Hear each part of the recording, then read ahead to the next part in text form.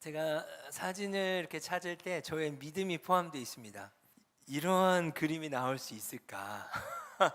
막힌 셈이 터져서 정말 이렇게 엄청난 폭포화가 될 수 있을까?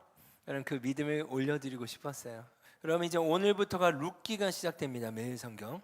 룻기는요, 별명이 태풍의 눈입니다.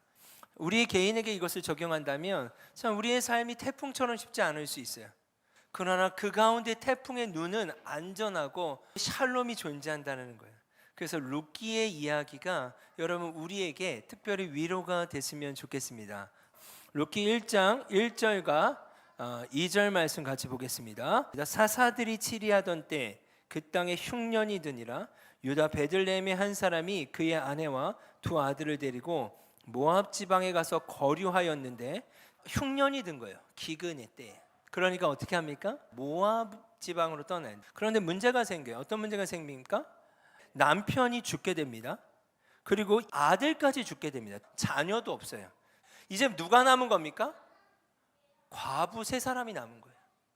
나오미라고 하는 시어머니가 남았고요. 그 다음 오르바와 룻이 남았어요. 룻기의 여정은 이렇게 시작하는 거예요. 어찌 보면 짙은 안개처럼 앞이 안 보이는 거예요. 보고 싶은데 도대체 보이지가 않는 상태인 거예요. 그러던 어느 날 나오미가요, 여호와께서 자기 백성을 돌아봐 유다에 풍년이 들게 하셨다는 소식을 들어요. 그래서 모압을 떠나 고향으로 돌아갈 준비를 했다는 거예요. 나오미와 두 며느리도 함께 떠날 준비를 하게 됩니다. 근데 나오미가 두 며느리에게 이르되 너희는 각기 너희 어머니의 집으로 돌아가라.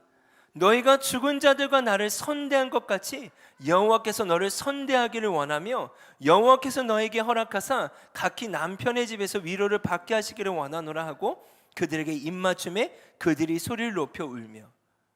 여러분, 제가 이전에도 룻기 설교했던 기억이 나요. 선대라고 하는 이 단어가 아주 중요해요. 룻기의 문을 여는 키예요. 열쇠예요. 이 선대라는 말은요, 헤세드라는 단어예요. 대가를 바라지 않는 순수한 행동이에요. 책임 이상의 사랑과 충성이에요. 이건 한마디로 이야기하면 100 플러스 알파예요. 그런데 여기서 룻이 어떤 행동을 합니까? 그 이상의 플러스 알파를 해요. 어머니가 가는 곳에 저도 갈 거예요. 어머니가 믿는 하나님이 저의 하나님이에요. 어머니가 묻히는 그곳에 제가 묻길 원해요.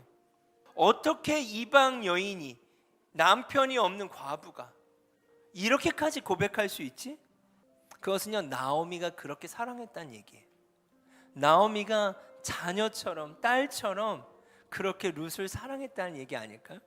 여러분, 저는 이게 교회로 보이더라고요. 플러스 알파의 공동체를 꿈꾼다. 여러분, 우리가 교회로 산다는 건 뭘까요? 주님이 우리를 사랑하신 것처럼 사랑하는 거 아닙니까? 예수님이 우리를 어떻게 사랑하셨냐? 100 정도가 아니죠. 플러스 알파 정도가 아니에요.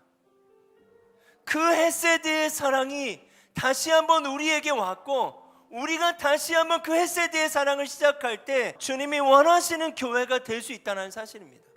여러분, 올해 주제가 희년이지 않습니까?